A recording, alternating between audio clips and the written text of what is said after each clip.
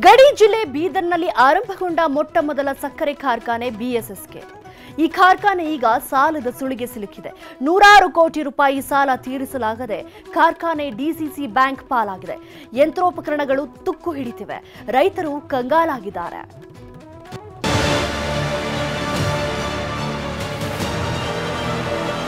ಬೀದರ್ ಜಿಲ್ಲೆಯ ಹುಮನಾಬಾದ್ ತಾಲೂಕಿನ ಹಳ್ಳಿಖೇಡ ಗ್ರಾಮದ ಬಳಿ ಇರುವಂತಹ ಬೀದರ್ ಸಹಕಾರ ಸಕ್ಕರೆ ಕಾರ್ಖಾನೆ ಜಿಲ್ಲೆಯಲ್ಲಿ ಆರಂಭಗೊಂಡ ಮೊಟ್ಟ ಮೊದಲ ಸಕ್ಕರೆ ಕಾರ್ಖಾನೆ ಎನ್ನುವ ಹೆಗ್ಗಳಿಕೆಯನ್ನು ಹೊಂದಿತ್ತು.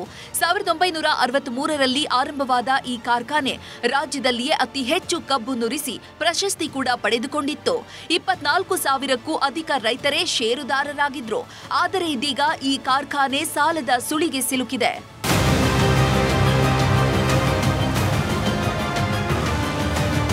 ಕಳೆದ ಒಂದು ದಶಕದಿಂದ ಬಿಎಸ್ಎಸ್ಗೆ ಆರ್ಥಿಕ ಸಂಕಷ್ಟ ಎದುರಿಸುತ್ತಿದೆ. ಹೆಚ್ಚಿನ ಸಾಲದ ಹೊರೆ ಕಾಡುತ್ತಿದೆ.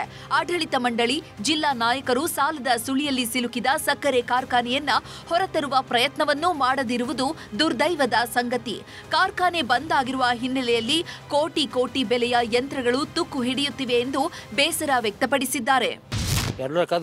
ಫ್ಯಾಕ್ಟ್ರಿ ಚಾಲೂ ಮಾಡ್ಬೇಕು, ಅದ್ರೊಂದೇನಂದ್ರೆ ರೈತರಿಗೆ ಎಲ್ಲ ಫಾಯ್ದೆ ಮಾಡ್ಬೇಕಾರೆ ಆಗ್ಬೇಕು. ಚಂದ ಮಾಡ್ರೋ ಕೊಟ್ಟಿದ್ದೇವೆ ನಾವು, ಊರೂರಿಗೆ 100 ರೂಪಾಯಿ ಕೊಟ್ಟು ಚಂದ ಮಾಡಿ ಸೇರು ಮಾಡಿಸಿದ್ದೇವೆ ನಾವು. ಹೇಳಕ್ಕೆ 100 ರೂಪಾಯಿ ತೆಗಿಬೇಕಾದ್ರೆ 2 ಕ್ವಿಂಟಲ್ 3 ಕ್ವಿಂಟಲ್ ಜೋಳ ಮಾರ್ಬೇಕಾಗ್ತದೆ, ತೊಗರಿ ಮಾರ್ಬೇಕಾಯ್ತು. ಬೆಳೆಗಳು BSK ಅದ ಕಬ್ಬು ಫ್ಯಾಕ್ಟ್ರಿ ಹಾಕಿದ್ರೆ ಹೇಳಕ್ಕೆ ಇಟ್ಟಿತ್ತು 12 ರೂಪಾಯಿ ಕ್ವಿಂಟಲ್ ಬೆಲ್ಲ, 10 ರೂಪಾಯಿ ಕ್ವಿಂಟಲ್ ಬೆಲ್ಲ ಅಂದ್ರೆ ಫ್ಯಾಕ್ಟ್ರಿ ಹಾಕಿದ್ದೇವೆ ನಾವು. ಮೂರು ಬಂದ್ರಾಗ ಇದೆ. ಅಲ್ಲಿ ಹೋದ್ರೆ ನೋಡ್ಬೇಕಾದ್ರೆ ಇಂದ್ರ ಕೂಡ ಜೀವ ಎಲ್ಲ ನೋಡಿದ್ರೆ ಭಾಳ ನಮಗೆ ದುಃಖದ ವಿಷಯ ಅದ. ಯಾಕಂದ್ರೆ ಇವತ್ತು ಸಕ್ಕರೆ ಫ್ಯಾಕ್ಟ್ರಿ ಇವತ್ತು ನಮ್ಮ ಬೀದರ್ ಜಿಲ್ಲೆಯಲ್ಲಿ ಜೀವನಾಡಿ ಅಂದ್ರೆ ಹಳ್ಳಿಕೇಡ್ ಸಕ್ಕರೆ ಕಾರ್ಖಾನೆ ಇತಿಹಾಸ ಪ್ರಸಿದ್ಧ ಅದ. ನಮ್ಮ ರೈತರದೇನೋ ದುರ್ದೈವ ಅದನ ಏನದನ ಅರ್ಥ ಆಗ್ತಾ ಇಲ್ಲ. ಪ್ರತಿಯೊಬ್ಬ ಅಧ್ಯಕ್ಷರು ಬಂದವರು ಏನು ಕೆಲಸ ಮಾಡ್ಯಾರ, ಏನಕ್ಕೆ ಅಭಿವೃದ್ಧಿನೇ ಮಾಡಿಲ್ಲ. ಸಕ್ಕರೆ ಕಾರ್ಖಾನೆ ಮಾರುವಂಥ ಪರಿಸ್ಥಿತಿಯಿಂದ ತಂದೆಯಿಂದ ಇವತ್ತಿನ ನಿಲ್ಲಿಸ್ಯಾರ. ಭಾಳ ದುರ್ದೈವ ಸಂಗತಿ ಅದನಿ. ಬೀದರ್ ಸಹಕಾರ ಸಕ್ಕರೆ ಕಾರ್ಖಾನೆ 172 ಎಕರೆ ಭೂಮಿಯನ್ನ ಹೊಂದಿದೆ.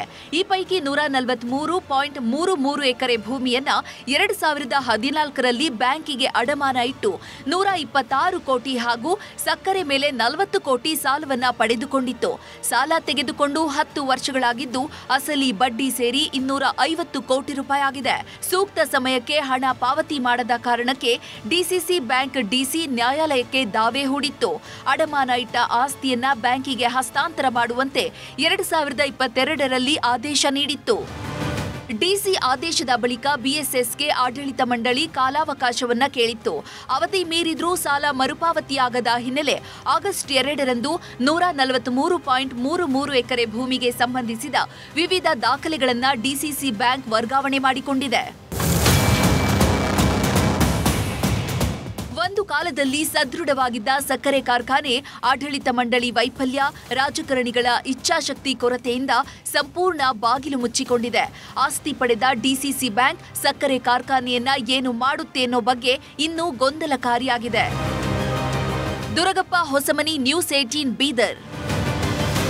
ಕನ್ನಡಿಗರ ಮೆಚ್ಚಿನ ನಿಮ್ಮ ನ್ಯೂಸ್ 18 ಕನ್ನಡ ಈಗ ವಾಟ್ಸ್ಆಪ್ನಲ್ಲಿಯೂ ಲಭ್ಯ.